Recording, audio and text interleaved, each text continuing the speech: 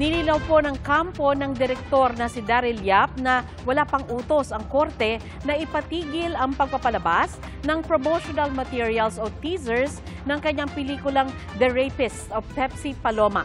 Kaugnay yan sa petisyon ng aktor na si Vic Soto sa korte para sa writ of habeas data.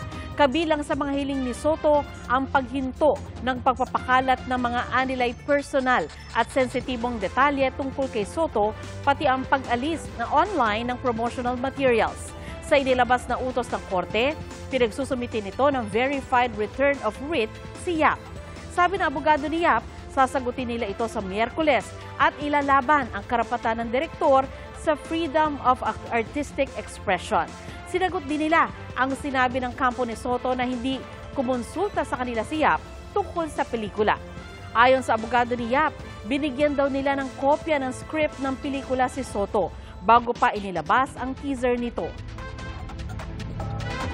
The purpose was really for them to give comments dun sa script. Wala naman po. Ilang beses po na nag-follow up si Direk Daryl tungkol doon until finally na-shoot na lahat ng mga scenes. So, hindi na namin kasalanan yon.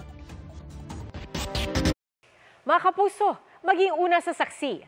Mag-subscribe sa GMA Integrated News sa YouTube para sa iba't ibang balita.